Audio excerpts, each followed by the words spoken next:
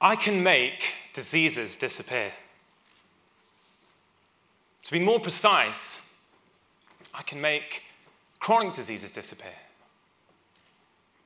You see, chronic diseases are the long-term conditions like type 2 diabetes, high blood pressure, depression, or even dementia.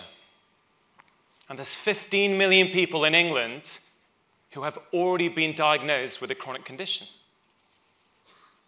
So that means looking out amongst you now, there's probably about 250 people in here who have one of these long-term conditions. Just one of these alone, type 2 diabetes, is costing the UK £20 billion every single year. And I'm standing here before you saying, I can make these diseases disappear. See, I'm not a magician. I'm what the Americans call an MD. That's not a magical doctor. That's a medical doctor, or what I call a mere doctor. You see, the reason I can make diseases disappear is because diseases are just an illusion. Diseases are not real. In fact, diseases don't really exist. At least not in the way that we think they do.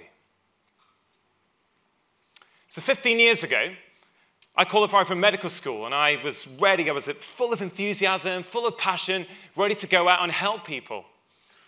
But I always felt that there was something missing. I started off as a specialist.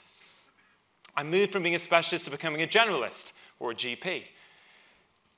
And I always got this nagging sense that I was just managing disease or simply suppressing people's symptoms.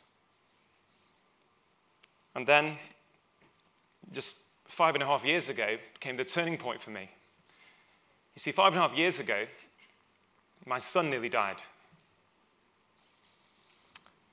My wife and I, we were on holiday in France, and with our little baby boy, and she called out to me, said he's not moving. So I rushed there, and he was lifeless. I thought he was choking. So I picked him up, I tried to clear his airway. Nothing happened, and I froze. See, she called out to me, my wife said, come on, we've got to get to hospital. So we rushed there, and we were worried because when we got there, he still wasn't moving. The doctors were worried because they didn't know what was happening. That night, he had 2 lumbar punctures because they thought he might have meningitis. And he stayed in a foreign hospital for 3 days.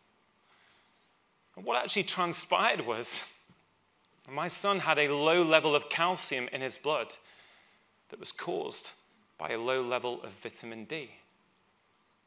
My son nearly died from a preventable vitamin deficiency, and his father, a doctor, knew nothing about it. You see, as a parent, that is a harrowing experience. That never leaves you. But I was a doctor. I was his dad. And the guilt that stayed with me and is still here today, that changes you. So I started reading. I started reading about this vitamin deficiency. And as I started reading, I started to learn a lot of science that I did not learn at medical school. A lot of science that I thought, hey, this makes a lot of sense to me. So I started applying this science. I started applying it, first of all, with my son, and I saw the amazing benefits. So then I started applying it with my patients, and do you know what happened? People started getting better. Really better. You see, I learned how to resolve the root cause of their problems rather than simply suppressing their symptoms. What if all these seemingly separate diseases actually at their core share common root causes? See, we need to update our thinking. Our genetics are not our destiny. Our genes load the gun, but it's our environment that pulls the trigger. All these factors here, these are the factors that basically interact with your genes and determine how your genes are expressed. Whether you are in optimal health, whether you have a disease, or whether you are somewhere in between. Collectively, as a society, I genuinely believe we can do better and we have to do better. Type 2 diabetes alone is costing us £20 billion a year. Just a 1% saving there would be £200 million. And I think we can do way better than 1%. In the United States today, the new generation of kids that are born have a lower life expectancy than the generation before them. Is this evolution or is this devolution? You see, we need to evolve the way that we practice medicine. We need the medicine of etiology, not symptomatology. The medicine that asks why, not only tells you what.